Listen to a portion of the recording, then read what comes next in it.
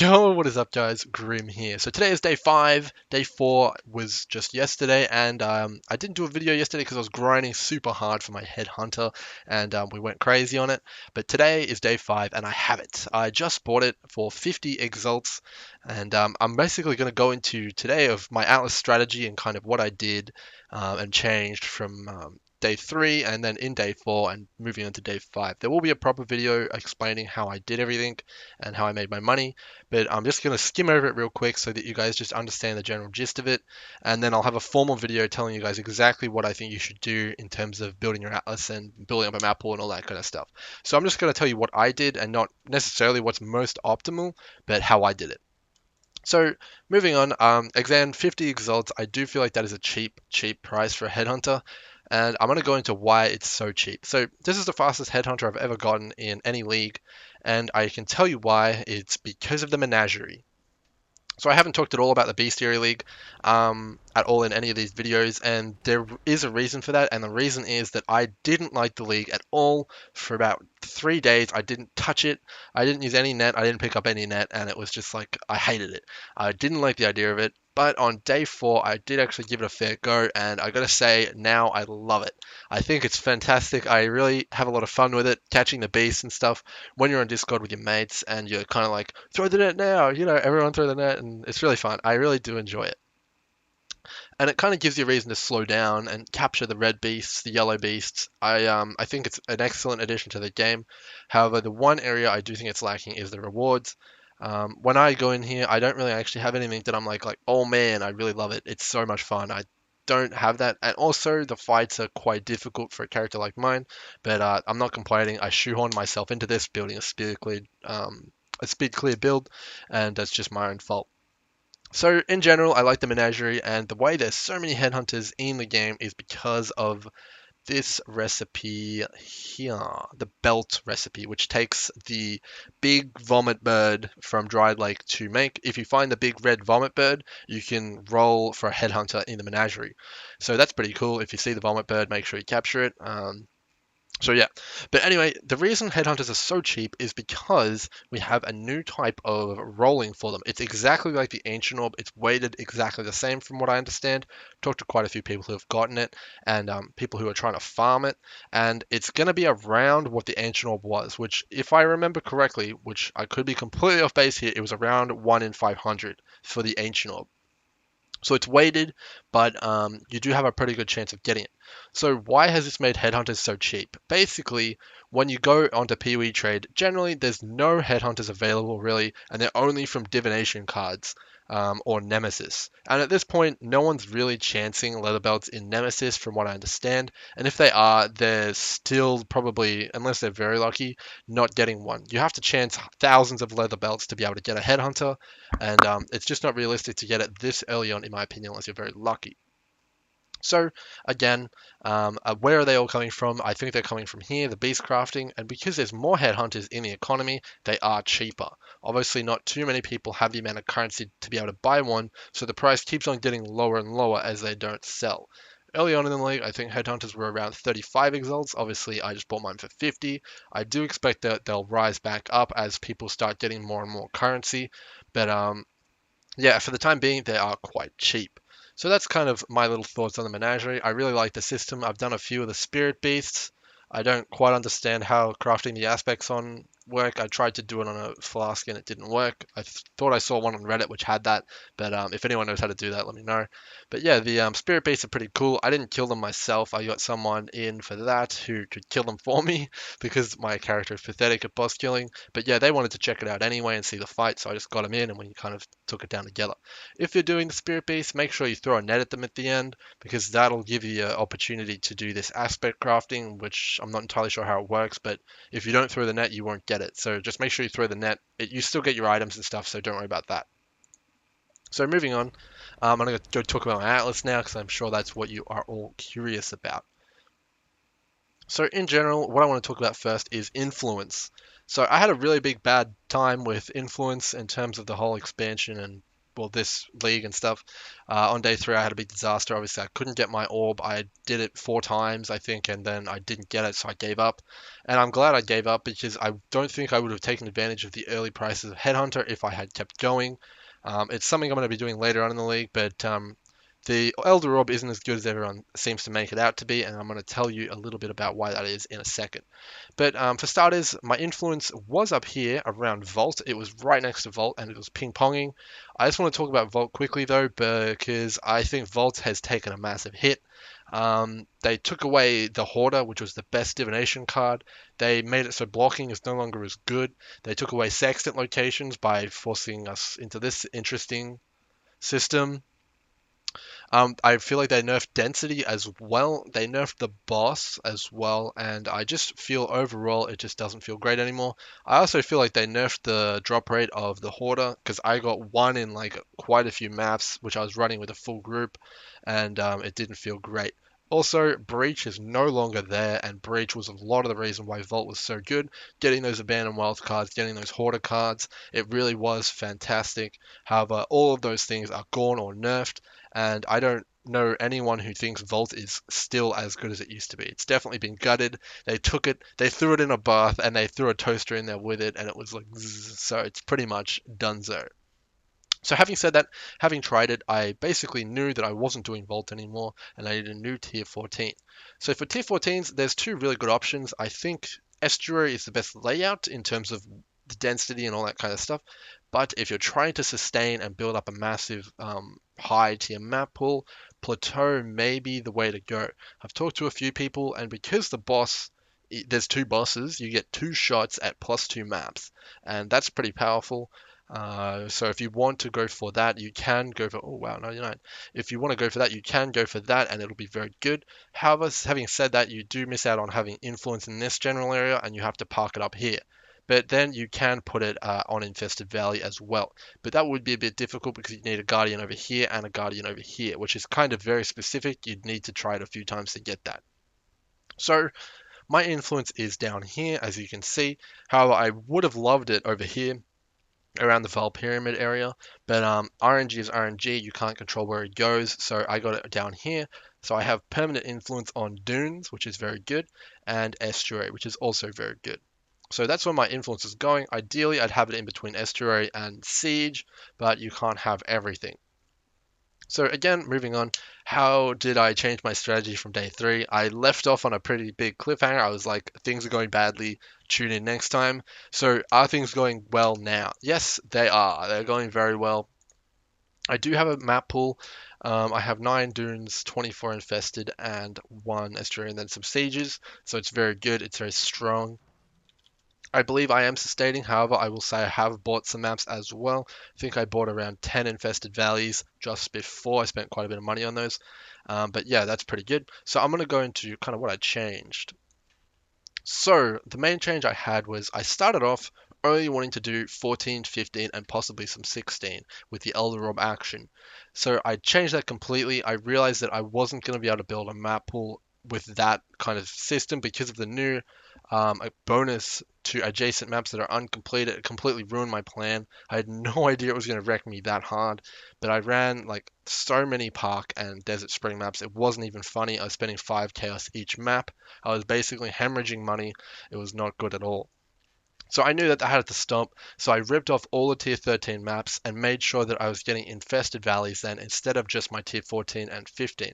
So I went from having a 14 and 15 to also having a 13. That's 3 maps instead of 2, and that started working a lot better. So I was starting to get infested valleys from these Desert Spring and Spark maps that I was running, and that was starting to be pretty good. However, I still wasn't sustaining. I was still throwing tons of money at the maps and just having no luck. So again, I bit the bullet and I ripped off all the tier 12s on my Atlas, and that was really painful. I think it was around 240C to rip them all off at the time, and that's like 5 exalts. So that was a massive hit in terms of my economy and currency and stuff like that. Set me back quite a bit, but it had to happen. I made a big mistake completing all those maps. Well, it wasn't necessarily a mistake. It would have worked last league, but because of the changes, I just got wrecked by it. So I had to make those changes, and in hindsight, with these massive sweeping changes to how the Atlas works in terms of sextants and all that stuff, I would recommend mainly that people only complete all the tier 10s and have 11, 12, 13, 14, and 15 shaped and available. However, I'll go into that in a different video. So yeah, I've ripped all those off and I'm sustaining quite well now, and it's pretty good. So now going into how I make money. So how I made money and how I knew I was going to make money in this league is selling Minotaur maps. So Minotaur maps are the best Guardian map. They have the Brass Dome drop in there, and it's also one of the easiest layouts and quickest to do. The boss is also very specific. It only does physical damage and a bit of lightning, but you can dodge the lightning. So it's physical damage. You can build your character to just slaughter Minotaur and take no damage from it. So it's very popular for people trying to farm kind of tier 16 maps and lower. So, Maze of the Minotaur, how much is it worth? It's around 35C at the recording of this video, and that is a massive amount of currency for a map. It's just ridiculous. And I think some of the earlier ones we had sold for 40C plus, sometimes 45C. That was a few days ago, obviously, and prices have dropped. So how do we get these maps? So basically what I'm doing is I'm taking my tier 12, I'm going all the way up into tiers, and then I'm getting to my tier 15. I'm making sure I have influence on it, so I push it up there, and then I'm doing those with full sextants and bloodlines from Zana. So what Bloodlines does is it makes all of the magic monsters bloodline monsters, which have more drop rate from what I understand and according to the wiki. And they also have increased quantity, and there's more of them. So there's 25% more magic monsters. So what does this kind of give you? Basically, what this gives you is more +1 map drops. So if I'm doing a tier 15, it has a higher chance of giving me a tier 16 map out the other end.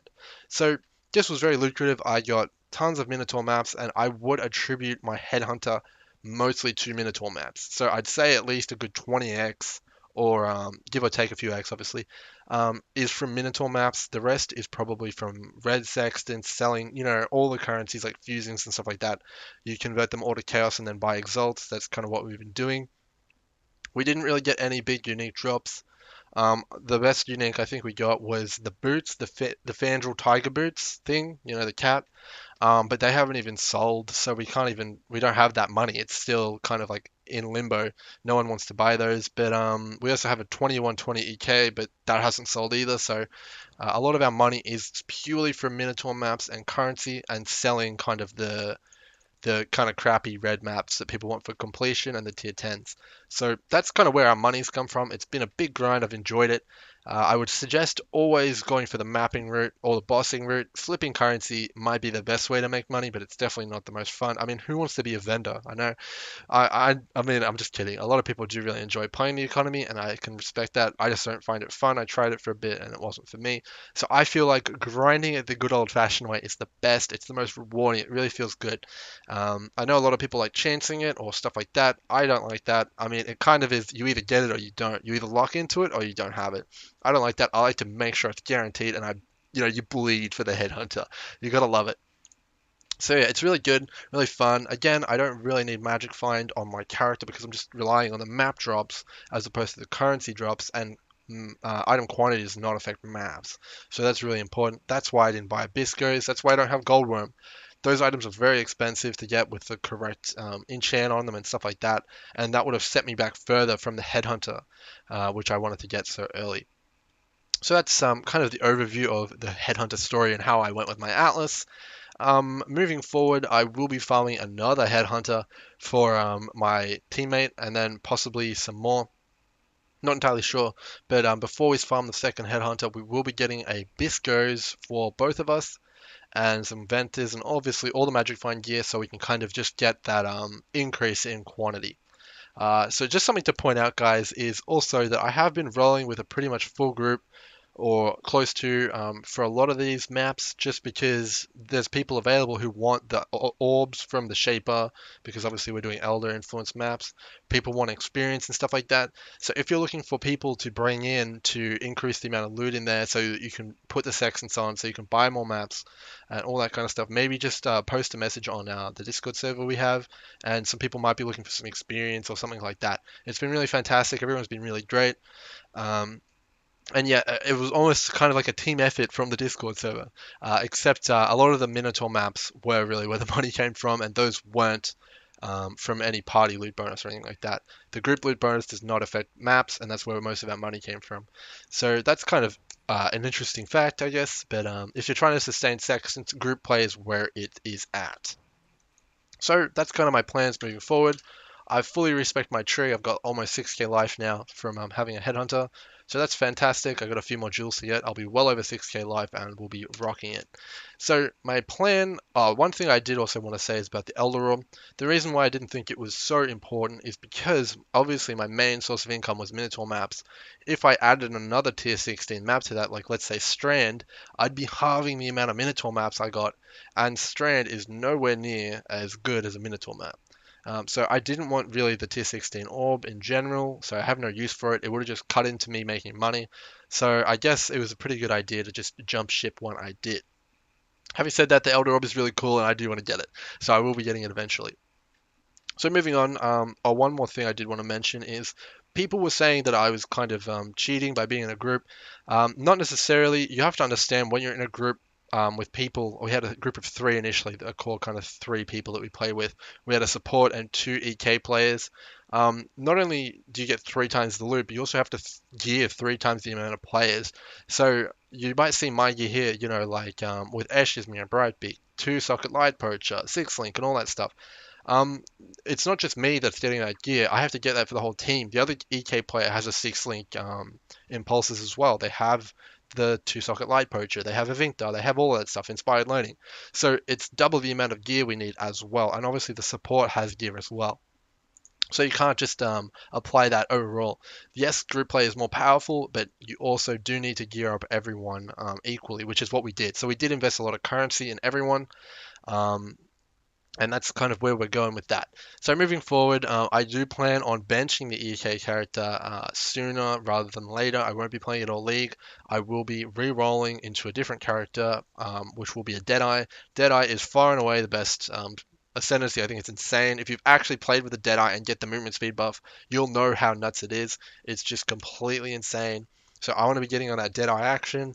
It's definitely the best ascendancy in terms of clear speed, and I'll be kind of theory crafting that in the coming days, and I should have a new build after I get the second headhunter, because I do want to just get that for my teammate.